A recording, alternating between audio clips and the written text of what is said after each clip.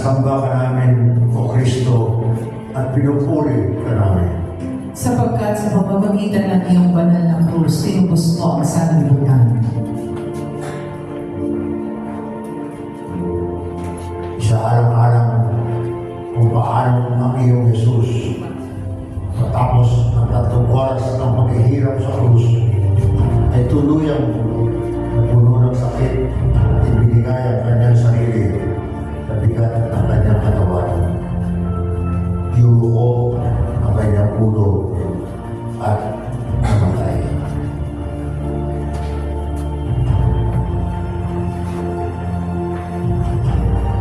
Jesus, kung naghihingalo, may debosyon kong hinahalikan ang krus na pinag-aalayan mo ng iyong buhay dahil sa pag-ibig mo sa akin. Dahil sa aking mga kasalanan, karapat-dapat akong mamatay sa isang kakilakilabot na kamatayan. Ngunit ang iyong kamatayan ng aking pag-asa. Sa pamamagitan ng mga biyaya ng iyong kamatayan, ipagkaloob mo sa akin ang biyayang mamatay na yakap ang iyong mga paa at nag-aalab sa pag-ibig sa iyo. Ipinagkakatiwala ko ang aking kaluluwa sa iyong mga kamay. Minamahal kita ng buong puso. Nagsisisi ako sa nagkasala akong laban sa iyo.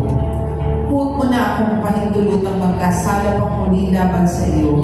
Ipagkaloob mo na mahalin kita magpakailanman. At pagkatapos, gawin mo sa akin ang iyong kalooban. Ama namin, sumasalangit ka. Sambahin ang ngalan mo. Mapasa amin ang kaharian mo. Sundin ang loob mo dito sa lupa para lang sa langit.